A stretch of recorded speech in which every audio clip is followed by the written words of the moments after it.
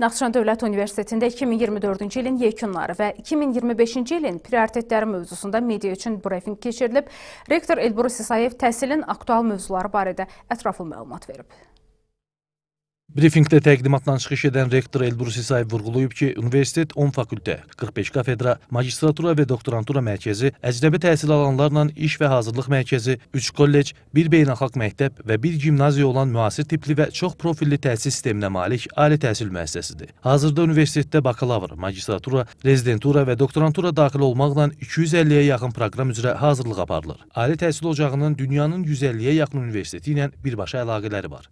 Əcnəbi professorların universitetimizdə sayının artırılması istiqamətində sistemli iş aparırıq. Ötən il bu sahədə biz həm Türkiyədən, həm Almaniyadan, həm Amerikadan, həm Yaponiyadan çox qabaqcıl tədqiqatçıları, elm adamlarını universitetimizin alimləri sırasında tədrisə cəlb eləmişik və bu ildə bu rəqəm, bu faiz gözlənilibdir və daha da yüksələn xəttindən inkişaf edir. Bu sahədə universitetimiz 3 böyük beynəlxalq reytinq təşkilatı ilə əməkdaşlıq edir. Bunlardan biri Times Higher Education, ikincisi QS-dir və üçüncüsü World beynəlxalq reytinq təşkilatlarıdır. Briefingdə diqqətə çatdırılıb ki, Azərbaycan ali təhsil məkanında ilk dəfə olaraq 2022-ci ildə Naxçıvan Dövlət Universitetində yaradılan IELTS mərkəzində, 2023-cü ildən fəaliyyət göstərən SAT qeydiyyat və imtahan mərkəzində xarici universitetlərdə təhsil almaq istəyənlərə təhsildə əlçatanlıq təmin edilib. Eyni zamanda universitetdə 2024-cü ildə 27 konqres, konfrans və simpozium keçirilib.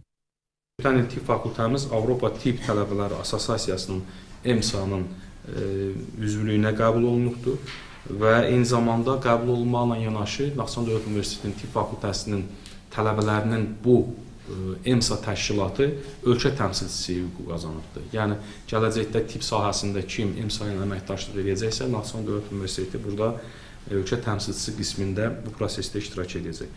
Tibb təhsili sahəsində Türkiyənin ən qabaqcıl ali məktəblərindən olan İstanbul Yeditepe Universiteti idi və biz ikinci tibbi forumu məhz bu universitetdə deməli, Türk dilli dövlətlərin tibb qurultayı adı altında keçirilməsinə nail olabilmişdik.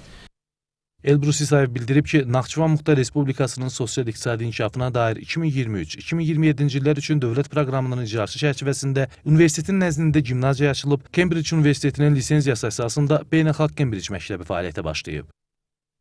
Dövlət proqramının növbəti bəndi Naxçıvan Dövlət Universitetində IBM mərkəzinin istifadəyə verilməsi ilə bağlı olubdur.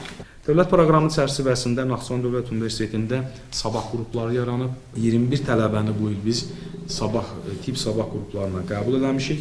Onların dövlət proqramı çərçivəsində maddi-texniki bazasının tədris imkanlarının artırılması istiqamətində işlər aparmışıq. Artıq sabah mərkəzi deməli qurulub. Bunun 2025-ci ildə istifadəyə verilməsi planlaşdırılıbdır. Rektor bildirib ki, müvafiq dövlət proqramı çərçivəsində Naxçıvan Dövlət Universitetinin nəzdində ikinci kampus üçün yeni torpaq sahəsi ayrılıb. Bu il ərzində Texnologiyalar Parkının, Açıq İdman kompleksinin, sabah qrupları üçün mərkəzin, nəşriyyatın, innovasiyalar mərkəzinin istifadəyə verilməsi gözlənilir.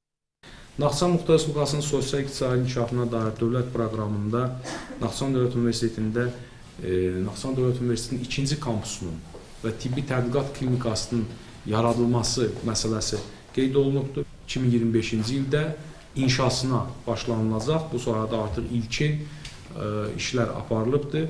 Universitetin tələbə təşkilatları və incəsənət kollektivlərinin 2024-cü ildə uğurlu fəaliyyətləri ilə yadda qaldıqları da diqqətə çatdırılıb. Tələbə elmi cəmiyyəti, Tələbə Gənclər Təşkilatı, Tələbə Həmkarlar İttifaqı Komitəsi, Tələbə Turizm Könüllüləri, EMSA Avropa Tibb Tələbələri Assosiasiyası, ELSA Avropa Hüquq Tələbələri Assosiasiyası, FEMİDA Könüllüləri kimi tələbə qurumları Naxçıvan Dövlət Universitetinin qabaqcıl tələbələrini öz ətrafında toplaya bilir və bizim ötən ilin ən böyük uğurlarından biri də bizim Enactus komandamızın uğurudur. İncəsənət Fakültəsi öz işini uğurla davam elətdirir və bizim ötən ilki incəsənət kollektivlərinin Muxtar Respublikamızın və ölkəmizin, eyni zamanda xaricdə bir neçə ölkənin cəmiyyət üçün, ictimaiyyət üçün təqdim elədiyi tədbirlər çox böyük Naxçıvan Dövlət Universiteti üçün uğurlu bir təqdimat sayıla bilər. Briefingin sonunda media nümayəndələrini maraqlandıran suallar cavablandırılıb. Nəriman Nəcəfov, Atabey Səyyad, Rəşad Əkbərov, NTV Xəbər.